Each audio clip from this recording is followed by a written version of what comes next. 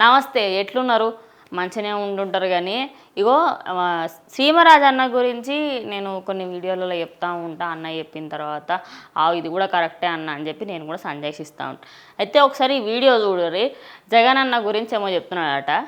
జగన్ మామయ్య అంటారు, జగన్ అన్న అంటారు కదా, జగన్ గురించి ఏమో చెప్తున్నాడట. అసలు ఆ ముచ్చటే ఏంది? అసలు ఎందుకు అంతగానో ఫైర్ అవుతున్నాడు? ఎలక్షన్లు అయిపోయినాయి, అందరు గెలిచిర్రు, ఇంత అయిపోయిన తర్వాత ఎందుకు సీమరాజ్ అన్న ఎందుకు ఇంత బాధపడుతున్నాడు? ఏందో నాకు చూద్దాము. చెప్పన్నా. 19 నుంచి 2024 వరకు ప్రజల గొంతుల్ని గుర్తించలేదు, కానీ ప్రస్తుతం అధికారం కోల్పోయిన తరువాత సాంప్రదాయ సుతకోస అనేటువంటి మాట్లాడుతా ఉన్నాడు.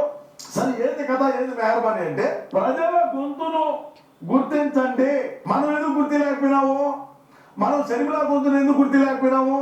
మనం విజయమ్మ గొంతును ఎందుకు గుర్తిలేకపోయినాము? అదేవిధంగా మనం సునీత నుండి గొంతులు దేనికి గుర్తిలేకపోయినాము అనేది రాష్ట్రంలో ఉండేటువంటి ప్రజానికం ఈ రోజు అడుగుతా ఉన్నారు. జగన్ దీనికి ఏం చెప్తాము? స్పీకర్ అయ్యన్న పాత్రుడికి వైఎస్ జగన్మోహన్ రెడ్డి లేక ప్రజా సమస్యలను సభలో ప్రస్తావించేందుకు వైఎస్ఆర్సీపీని ప్రధాన ప్రతిపక్షంగా గుర్తించాలి. మధ్యలో ఆపుతున్నాను కాదు, కానీ ఉన్నప్పుడేమో విలువ తెలియలే, పోయిన తర్వాత తెలిసి వచ్చింది ఆ విలువ. ఇక గిట్లనే ఉంటుంది మరి, ఇట్లా చేస్తే చూద్దాం ఏమంటున్నాడు. ఇంకా నువ్వు ప్రతిపక్ష హోదా ఉంటే కదా, నీకు ప్రతిపక్షంలో కూర్చునేదానికి నీకు అన్ని సీట్లు వస్తాయి కదా, నువ్వు రాలేవు కదా, ఎట్లా పోతావు? కేవలం ఆడుదాం ఆంధ్ర ఐపీఎల్ టీవీకి మాత్రమే సెలెక్ట్ అయినటువంటి పరిస్థితి. మనం 11 సీట్లకే పరిమితమైనా కదా, మనకు ప్రధాన ప్రతిపక్షం యాడ్ నుంచి వస్తుంది, యాడ్ కావాలా? సరే ప్రధాన ప్రతిపక్షం తెచ్చినా కూడా నువ్వు పెళ్లి కట్టగట్టేది ఏందాడా? బతుకు ఏమి ఇంత దేదారిపోయినావే, 151 ఏడా 11 మనం చేసిన లంగా పనులు కదా, మనం ఇచ్చిన హామీలు కదా, మనం మనంతో అధికార అహంకారంతో మాట్లాడినటువంటి మాటలు కాదా అని ఈరోజు ప్రశ్నిస్తాం. ప్రజల తరపున ప్రశ్నించరా, మనం కార్యకర్తల తరపున ప్రశ్నిస్తా ఉన్నాను. ఎందుకంటే ఎందుకు మా అన్న మనం గెలుచాడు,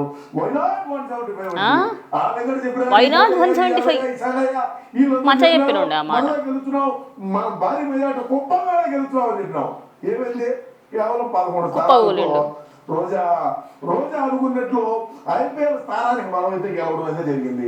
చట్టబద్ధంగా గుర్తింపుతో హక్కులు తగినంత సమయం లభిస్తాయి. విపక్షం ఎవరికి ఎక్కువ సీట్లు ఉంటే వారికి ప్రతిపక్ష హోదా. చట్టంలో దీన్ని స్పష్టంగా నిర్వర్తించారు. ప్రధాన ప్రతిపక్ష హోదా ఇవ్వాలంటే 10% సీట్లు ఉండాలన్నా 10%, 11 సీట్లు 10% వెళ్ళొచ్చే. మనం ఎందుకు పాటించాము? మనం రాజారెడ్డి రాజ్యాంగం రాసేటువంటి రాజ్యాంగాన్ని అమలు చేసినటువంటి పాలకులం మనము. రాజారెడ్డిని స్ఫూర్తిగా తీసుకొని ముందుకు పోయినటువంటి మనుషులు మనము. అదే నువ్వే చెప్తావు, మేమేం చెప్పాల్సిన అవసరం ఉండదు. అదేవిధంగా నాడు ఉపేంద్ర పీజీఆర్ విషయంలోనూ ఇదే జరిగింది. మంత్రుల తరువాత నాతో ప్రమాణం చేయించడం సాంప్రదాయాలకు విరుద్ధం, ప్రధాన ప్రతిపక్ష నాయకుడిగా గుర్తింపు ఇవ్వకూడదని. ఫస్ట్ అండ్ ఫార్మోస్ట్ థింగ్, నిజం చెప్పానంటే టీడీపీలో ఆ మాత్రం మర్యాద ఇచ్చిరని నేనే నిజంగా మస్తుగా మాత్రం అని ఇచ్చి సంతోషించుర్రా నాయన అని ఫీల్ అయినా. ఇక దానికి కూడా నేను ఒకప్పుడు సీఎంను, ఇప్పుడు నన్ను గౌరవం ఇయ్యరా అంటే చూద్దాం. మొత్తం వీడియో అయితే అయిపోయి నేను కూడా మాట్లాడుతా దీని మీద. అంటే నువ్వు ఇప్పుడు ప్రధాన ప్రతిపక్షుడు కాదు, గెలిచిన ఎమ్మెల్యే సభ్యుడివి, పులివెందుల నియోజకవర్గానికి సంబంధించినటువంటి ఎమ్మెల్యే తప్ప అంతే ఉండదు కాదు.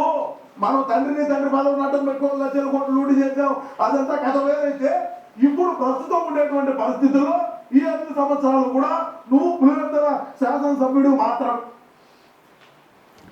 అయ్యో అన్న చెప్పిన దాంట్లో ఏం తప్పు లేదు. ఎందుకంటే వై నాట్ 175 అన్నాడు కదా. వై నాట్ 175 అంటే నేను ఏమనుకున్నా అంటే కుప్పంలో ఎట్లా గెలుస్తాడు, కుప్పంలో 8 సంవత్సరాల నుంచి చంద్రబాబు నాయుడుదే కదా, అట్లెట్లా గెలుస్తాడు అనుకున్నా. అందుకే కుప్పంలో కూడా గెలుస్తానని కుప్ప కూలిపోయింది. ఇప్పుడు నిజంగా నీ టైటిల్ పెట్టుకోవచ్చు, కుప్పంలో గెలుస్తాన్న వాళ్ళు కుప్ప కూలిపోయారు అని. అయితే ఇప్పుడు ప్రతిపక్ష హోదా గురించి మాట్లాడుకోవాలంటే గత ప్రభుత్వంలో 23 సీట్లు వచ్చినాయి టీడీపీకి. అయితే అప్పుడు ఏమన్నాడంటే 23 సీట్లకు వెళ్ళి నేను 7 ఎమ్మెల్యేలను గుంజుకుంటే నీకు ప్రతిపక్ష హోదా కూడా ఉండదు, ప్రజల దిక్కు మాట్లాడడానికి మీరు ఉండరు అని అన్నారు.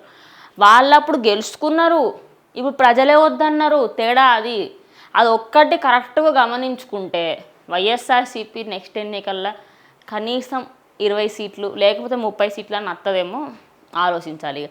దాని తర్వాత ఇన్ని రోజులు మాట్లాడడానికి రాలేదా జనాల గురించి? ఇప్పుడు అపోజిషన్ పార్టీ లేదు కాబట్టి ప్రజలే అనుకుంటున్నారు నీకు మాట్లాడే అర్హతనే లేదు అని. అది మెయిన్ పాయింట్. అది ఎందుకు అర్థమైతే లేదు నీకు అనేది నా ప్రశ్న. సరే, ఇదంతా వదిలేస్తే అన్న ఒక ముచ్చట చెప్పిండు. సరే, అది ఏమంటారు, ప్రతిపక్ష హోదాకి ఆయన అర్జీ పెట్టుకున్నాడు స్పీకర్కి అని. ఆయనకు అర్జీ పెట్టుకుంటే ఏమవుతుంది? జనాలే అద్దన్నారు. ఇప్పుడు ఆయన ఎట్లా ఒప్పుకుంటాడు? ఒప్పుకోలేడు కూడా, ఆయన ఒప్పుకోడు కూడా. ఎందుకంటే ఆయనని మీరు అన్నన్ని మాటలు ఓళ్ళు అని ఉండరు. దేశంలో ఎవ్వడన లేని మాటలు మీరు అన్నారు. ఇన్ని కుట్రలు చేసి ఇన్ని తతంగాలు చేసి మళ్ళా నాకు ప్రతిపక్ష హోదా కావాలా, నేను ప్రజల దిక్కు మాట్లాడతా అంటే ఏందది? అంటే నచ్చినప్పుడు ప్రతిపక్ష హోదా నీకు లాస్ట్ టైం నువ్వు ప్రతిపక్ష హోదా అన్నప్పుడు నువ్వు రైటు, ఇప్పుడు ప్రజలు ఇయ్యకనేప్పుడు వాళ్ళు రాంగా? రాజ్యాంగంలో మార్చే అన్న సరే, మరి రాజ్యాంగంలో మార్చే అన్నట్టు 175 కొట్టనుంటివి, నేను ఒక బుక్ రాయని ఉంటివి మరి అని చెప్పేసి అయితే నేను ఒక కామెంట్ కూడా చూసిన. జనాలలోనే మస్తు నెగిటివిటీ ఉన్నది జగన్ అన్న మీద. మరి ఇంకేం చెప్తాం చెప్పు? మరీ ఇంతగానం చేసిన తర్వాత కూడా జనాలు ఎందుకు ఒప్పుకుంటారు? మీరే చెప్పుర్రి. నేను చెప్పిన దాంట్లో ఏమన్నా తప్పు ఉన్నదంటే మీరు సంజాయిషి చెప్పు. ఏం తప్పు చెప్పినా ఏందనేది మీరు నాకు కింద కామెంట్ బాక్స్లో ఖచ్చితంగా చెప్పుర్రి. ఇది ఇవాళ వీడియో. ఇంకో వీడియోతో మళ్ళీ కలుస్తాం.